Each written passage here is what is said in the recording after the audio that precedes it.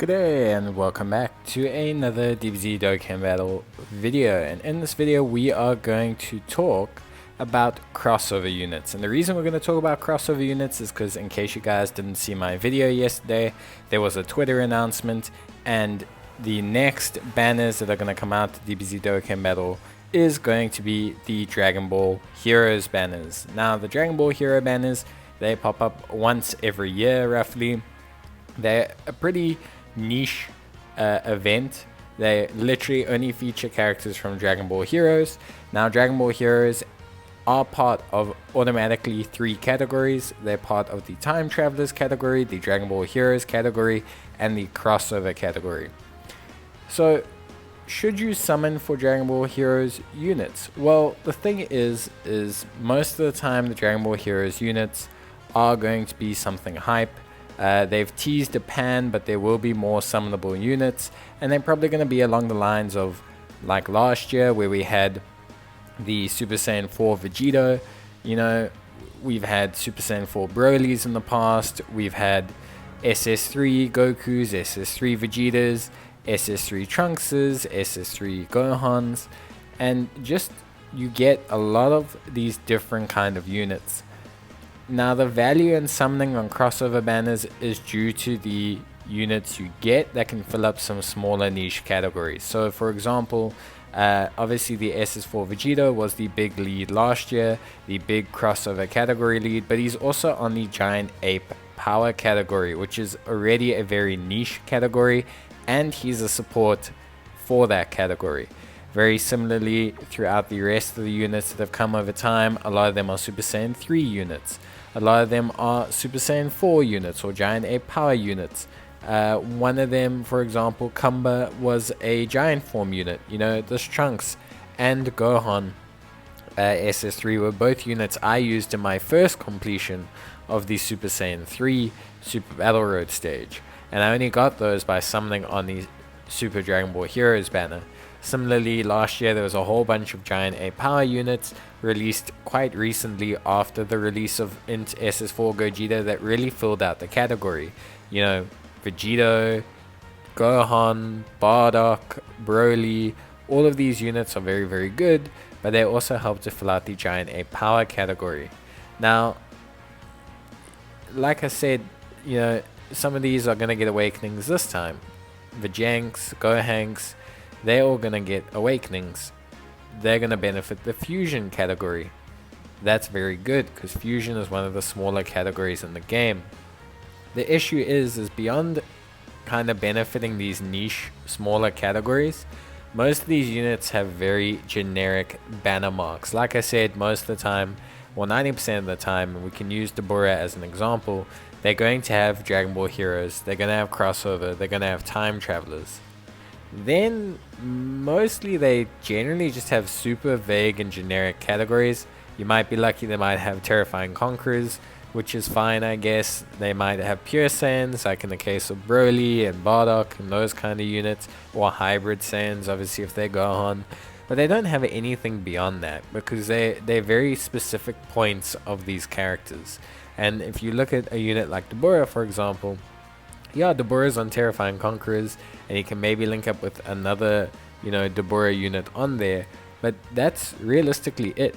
You know, barring Terrifying Conquerors, Time Travelers, Crossover, and Shadow, or the Dragon Ball Heroes categories, he's not really beneficial to anything else. Dragon Ball Seekers you could put him on, but he doesn't really mesh very well with other units on there because there's no other demon seeking units barring Toa and Mirror. Same with Toa. She's a fantastic unit. She's a great support for extreme class teams. She's great on extreme class teams. But unless you're making an extreme Time Travelers or an extreme crossover or an extreme Dragon Ball Heroes or anything along those lines, again, she's not going to be great on other categories. Pepe Gals doesn't really have a large extreme component, and it doesn't really have a lead. So her passive doesn't really cater to that. Similarly with Siblings Bonds. You're probably going to build a Siblings Bond team of extreme units, but you're likely just probably going to end up making it a Time Travelers one or a crossover one anyway, because of the fact that you're going to need so many of the Dragon Ball Heroes units. Now this is a problem throughout the Dragon Ball Heroes units. You can see some units do have more categories than others, and will have more categories added in the future. You might get a demon category, you might get a Martian category, you might get these sort of things. But for the most part, you have to be content with running an extreme crossover team or a super crossover team.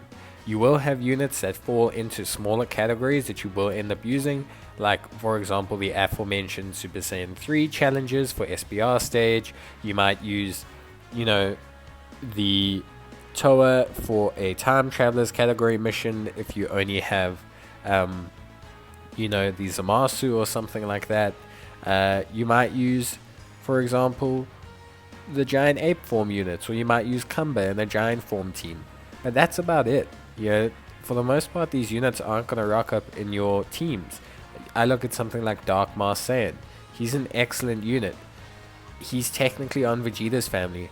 You need another crossover unit or Dragon Ball Heroes unit to run with him on Vegeta's family. The only other decent one is the AGL Masked Saiyan, and he's not that great. Dark Master Saiyan is exceptional, but he's not that great a unit until you run him with another Heroes unit, and they keep these units like this for the most part. A lot of them are dependent on other Heroes units, or being on full extreme teams, or crossover category. Generally, they've gotten a bit better in diversifying it.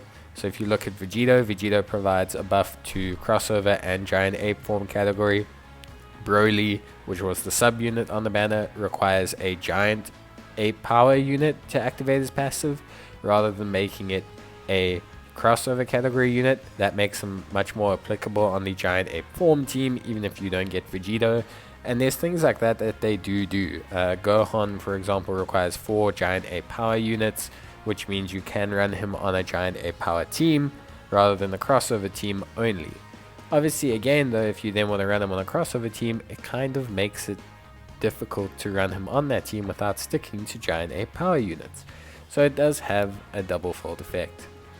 For the most part, if you want to summon on these banners, you have to accept that you are summoning for these units, and that you want to specifically use these units for enjoyment only. You either really like the concept, you like the character, you like that moment from Dragon Ball Heroes. If you're into that, you have to like the unit. A lot of people have been saying, oh, we might be getting an SS4 Full Power Gogeta or something like that, Limit Breaker Gogeta as this year's banner. That'll be a great unit, but remember, he's more than likely probably only going to be used on Giant Air Power or on Fusion category for you. He's not going to be a unit that's on 1,000 categories. He's probably going to have a requirement to use either Fusion units or Full Ape or Giant Ape Power units, so he's going to need a crossover unit to work. There are going to be requirements that you're going to have to meet to use him. Or he's only going to buff those categories and be suitable for them. It's very similar in the link sets. It shows in those link sets as well. So you need to be exceptionally happy to summon on the unit that is going to be on the banner. You need to want those units specifically.